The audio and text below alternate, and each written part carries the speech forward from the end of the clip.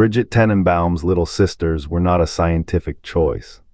A Rapture geneticist, sister a survivor of mirror of her camps where own innocence was shattered stripped past, she weaponized that same fragility. Girls not for biology but for the breaking, each sister a mirror of her own shattered past. Why save them if not to rewrite the trauma that made her? The choice wasn't biology, it was a calculus of trauma. Tenenbaum and Suchong weaponized vulnerability, not necessity. The atom extraction cycle served science and violated morality, each sister a vessel, not of salvation, but of weaponized innocence. Why select those most likely to shatter, to mirror the girl who once begged for father's mercy? The program's architects didn't just exploit children, they engineered suffering as inheritance, a cult of brokenness dressed in lab coats. What does it mean when a savior becomes a harvester of the pure? When salvation is a mirror for the saved to see their own rot? The answer lies in the quiet between screams where Tenenbaum's guilt and Suchong's ambition birthed a weapon no war could match. Bridget Tenenbaum's hands knew the weight of death before Rapture's spire pierced the sea.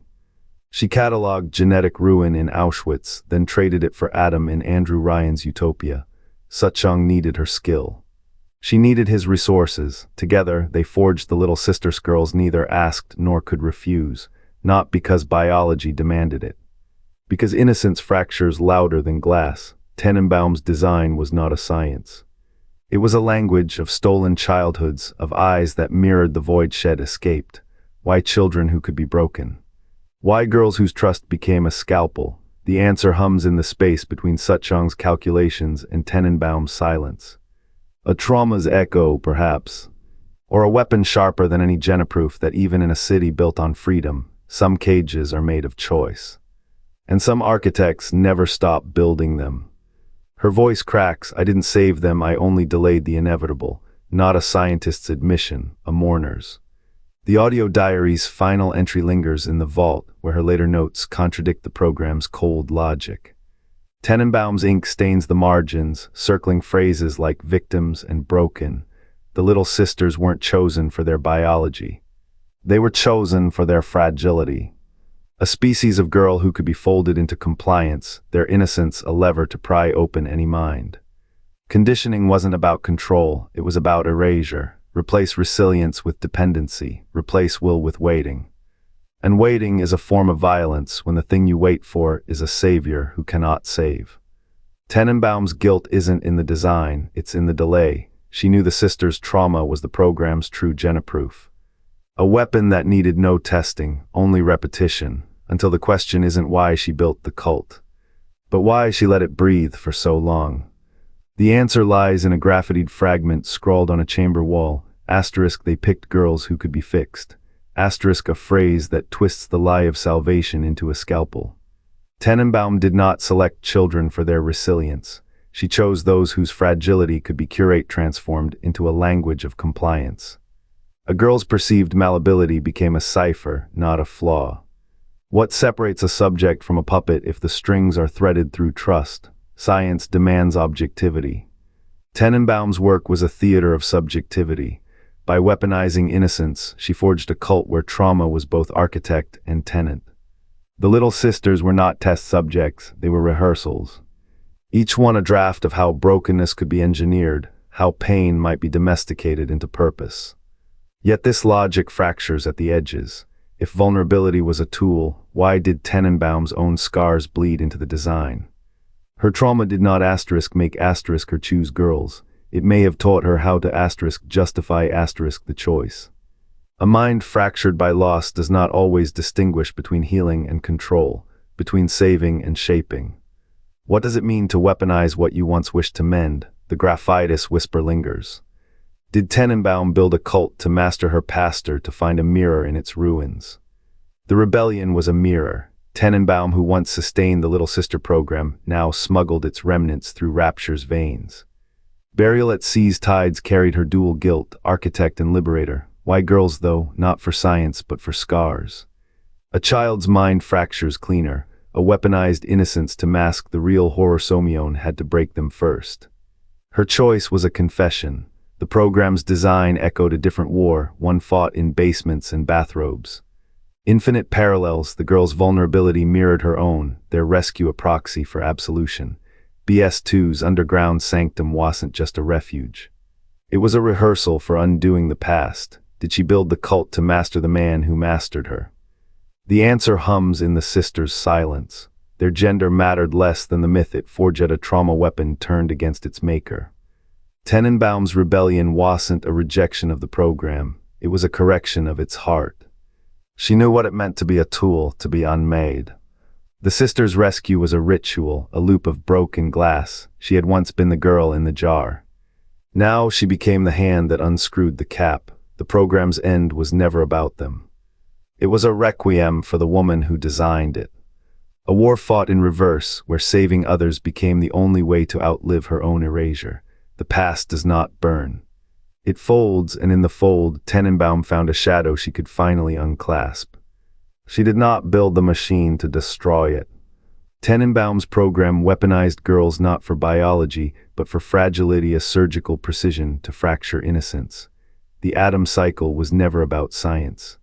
It was a ledger of stolen breaths, each sister a cipher for her own erasure. Her rebellion came asterisk after asterisk, the gears turned final, after thousands were drained. What good is atonement when the blueprint was a confession? The program's cruelty was not a mistake, it was a mirror, and Tenenbaum in her rage became both architect and wrecking ball. How many had to shatter before she saw her own face in the debris? The cost was never Adam. It was the certainty that some wounds only deepen when you try to bury them. The fire never stopped burning in her. Tenenbaum saw in the little sisters an echo of her own survival, children stripped of choice, their innocence a cage more brutal than any gas chamber. She did not choose them for their biology, she chose them for their fragility. A weapon not of steel but of psychological surrender. The program was not a science experiment, it was a confession. Every conditioned sister, every broken girl, became a mirror for Tenenbaum's own fractured past. She believed vulnerability could be controlled. She believed wounds could be boxed, but the girl's screams were not experiments. They were echoes of Auschwitz repackaged as power. A twisted symmetry, the trauma that once made her prey now made her a predator. The deeper the conditioning, the deeper her validation. What does it mean when the hunted becomes the hunter? When survival's shadow is cast as a master's plan, the little sisters were never subjects, they were proof. Proof that Tenenbaum's pain had a shape, a weapon, a purpose, and in their hollow eyes she did not see victims. She saw the only language she knew. The script of a girl who learned too late that some doors open only to trap. The girls were not chosen for their biology, they were chosen for their fragility, fragile as a trigger, fragile as a lie. Tenenbaum's trauma did not make her weaponize them. It made her understand how to weaponize them. A mind broken by abandonment learns the shape of doors that only open to trap. These children, conditioned to crave validation, became vessels for a different kind of science, the study of surrender. Their conditioning was not to make them obedient. It was to make them predictable emotional landmines, primed to detonate on command.